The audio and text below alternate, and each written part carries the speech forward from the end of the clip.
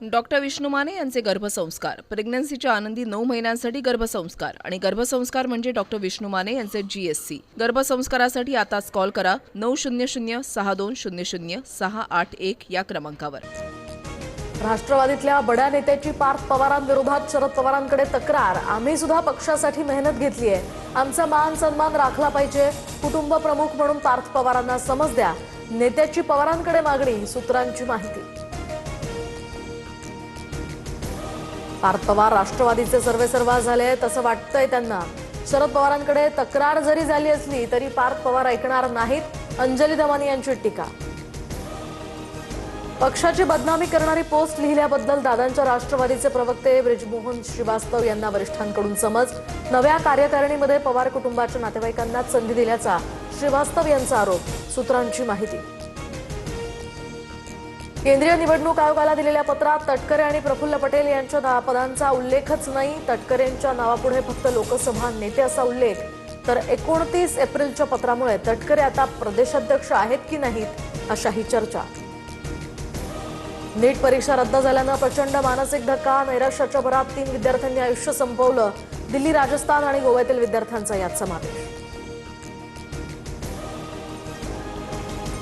तर नीट पेपरफुटी प्रकरणातील master mind आरोपीला सीबीआयकडून अटक। केमिस्ट्री लेक्चरर PV कुलकर्णीला पुण्यात अटक, तो मूळचा लातूरचा असल्याची माहिती।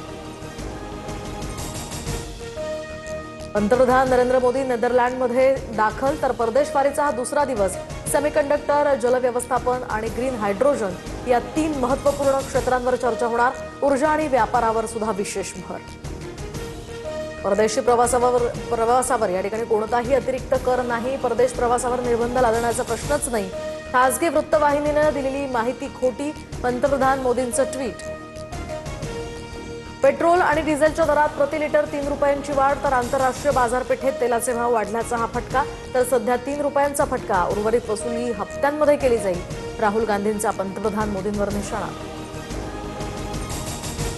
पंतप्रधान मोदी जे सांगतायत तेच देशहितासाठीच आहे, आपल्याकडे देशभक्ती सिद्ध करण्याची हीच वेळ।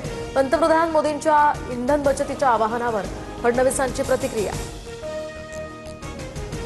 रत्नागिरीमध्ये सलग दुसऱ्या दिवशी सीएनजीचा तुटवडा, तर माळ नाका परिसरातील पंपासमोर 450 रिक्षा रांगेत।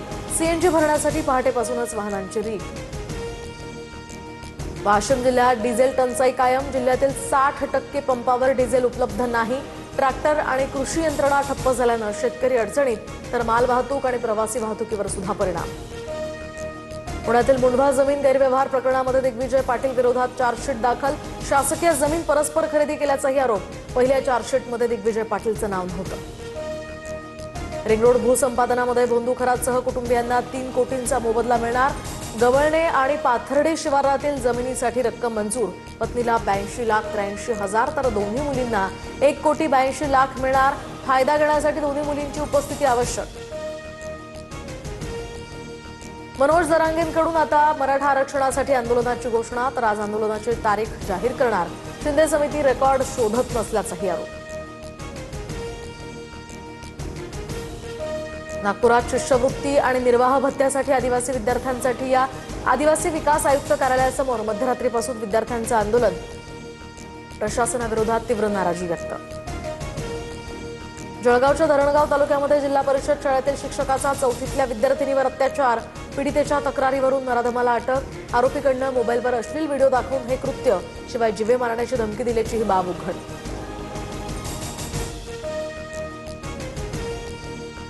डॉक्टर विष्णू माने यांचे गर्भसंस्कार, प्रेग्नन्सीच्या आनंदी 9 महिन्यांसाठी गर्भसंस्कार आणि गर्भसंस्कार म्हणजे डॉक्टर विष्णू माने यांचे GSC। गर्भसंस्कारासाठी आताच कॉल करा 900-6200-681 या क्रमांकावर।